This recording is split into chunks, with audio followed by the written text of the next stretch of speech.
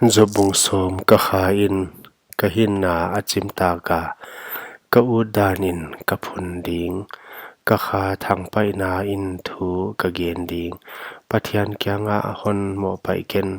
bangzia ka hon kinak pi na hiya hon thei sakin ka chiding hi kanwai sia nanga dia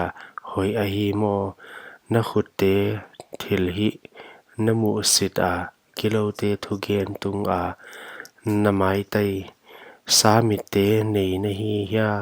a hi ke le mi hing mu bang a mu na hi ya na ni te mi hing ni te bang hi a hi ke le na kum te mi hing kum te bang na thulim lo na ka kana ka khel na nanung dal hi ka gilo ke chi thei na pi na khuda ke pan hon suak ta sak ding a om lo na khuten a hon sek un a hon bol kim vel sip sipwa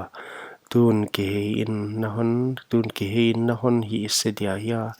thei gi ge in ka hon ngen a hi tung man bang na hon mek dan leivui hon tun non ding na hi a ya noi tui bang in na hon sung hia in noi tui dat bang in na hon tok ke mo vun le sa in na hon tua ma gu te le thagui in na hon phan khom hi hin na le de sang na hon phala huan na hon ve na in ka kho in na hon ve na in ka kha a hoi hi ma le yai thil te na lung tang sung na sela yai bel na tup a hi chi ka the hi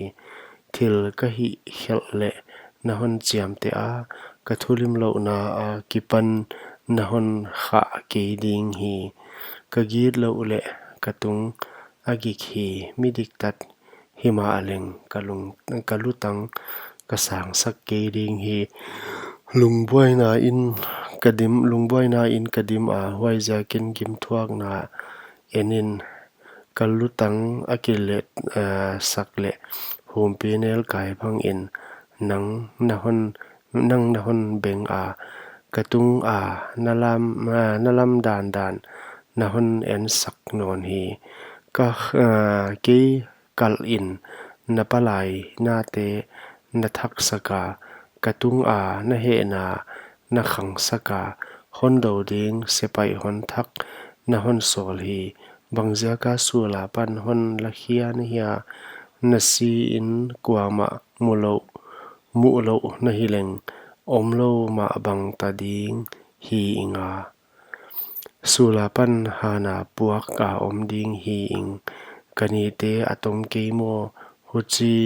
a hi le topin hon om sak mai in huchi in neu kha kalung wang wan the na ding in ka ki non lo na ka pai ma in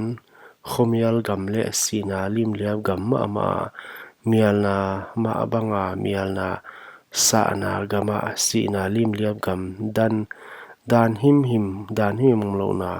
khovel khomial bang a om na muna